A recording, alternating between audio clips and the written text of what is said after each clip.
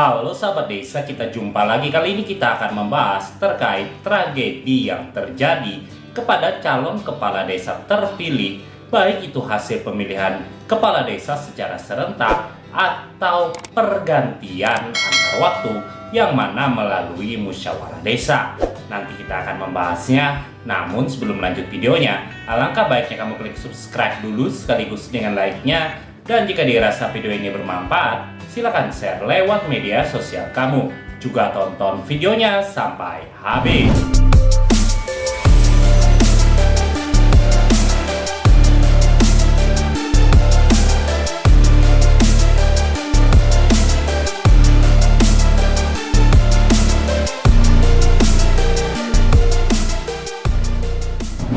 Oke, yang pertama kita ketahui dulu bahwa sebagaimana yang diamanatkan pada Undang-Undang 6 tahun 2014 tentang desa, ada menyampaikan bahwa ketika calon kepala desa itu terpilih, nantinya ada jeda waktu yaitu 30 hari untuk pembuatan surat keputusan pengesahan kepala desa, dan 30 hari setelah surat keputusan kepala desa itu ditetapkan, maka ada jeda waktu untuk pelaksanaan pelantikan kepala desa. Hal itu ada disampaikan di pasal 37 dan pasal 38. Di mana pasal 37 mulai dari ayat 1 sampai ayat 6 itu menguraikan terkait proses ketika didapatkannya calon kepala desa terpilih dan disahkan oleh bupati atau wali kota melalui surat keputusan. Dan pasal 38 ayat 1 itu yang menyampaikan bahwa ketika surat keputusan bupati atau wali kota terkait pengesahan calon kepala desa terpilih sudah ditetapkan, nantinya 30 hari kemudian paling lambat calon kepala desa terpilih dilantik. Nah, kali ini seperti yang disampaikan di awal video tadi, kita akan membahas beberapa tragedi yang dialami oleh calon kepala desa terpilih sebelum dilakukannya pelantikan oleh bupati atau wali kota. Oleh karena itu, kita akan beralih ke Peraturan Menteri Dalam Negeri Republik Indonesia Nomor 66 Tahun 2017 tentang perubahan atas Peraturan Menteri Dalam Negeri Nomor 82 Tahun 2015 tentang pengangkatan dan pemberhentian kepala desa.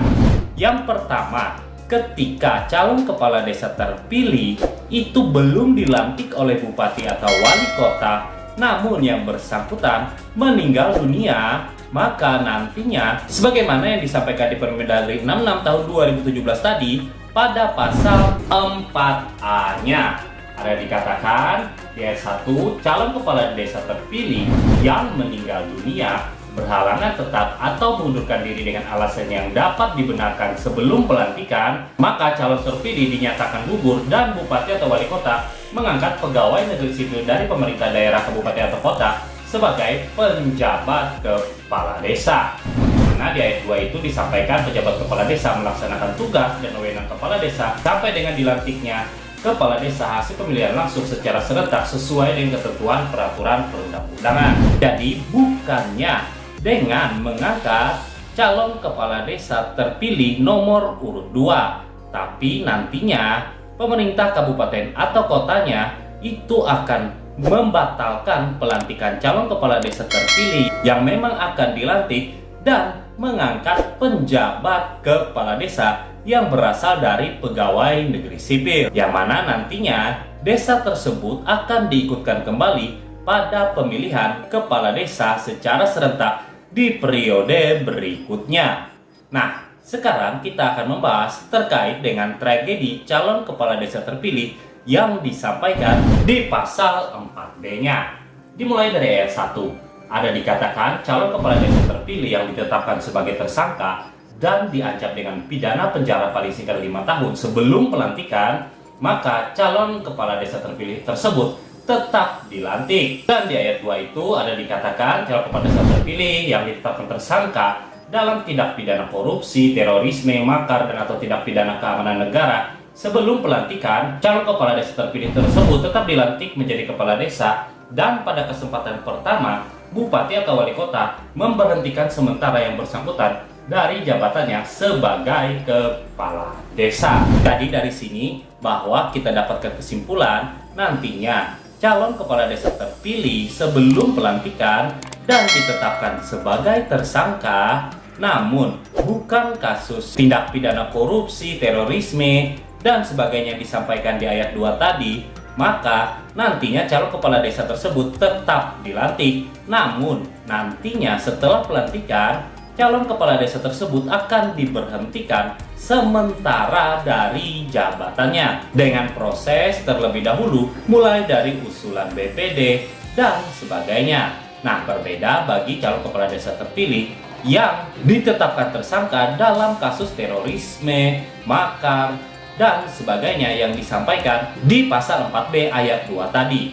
Maka ketika calon kepala desa terpilih tersebut ditetapkan sebagai tersangka, baik itu karena terorisme dan sebagainya, nantinya akan tetap dilantik, namun pada saat itu juga langsung diberhentikan sementara oleh bupati atau wali kota. Nah, selanjutnya kita masih di pasal 4B Permendagri 66 tahun 2017, di mana ada dikatakan di ayat 3 itu, calon kepala desa terpilih yang ditetapkan sebagai terdakwa dan diancam dengan pidana penjara paling singkat 5 tahun berdasarkan register perkara di pengadilan sebelum pelantikan, maka calon terpilih tetap dilantik menjadi kepala desa, dan pada kesempatan pertama bupati atau wali kota memberhentikan sementara yang bersangkutan dari jabatannya sebagai kepala desa. Berikutnya di ayat 4 itu, calon kepala desa terpilih yang ditetapkan sebagai terpidana dan diancam dengan pidana penjara paling singkat 5 tahun berdasarkan putusan pengadilan yang telah mempunyai kekuatan hukum tetap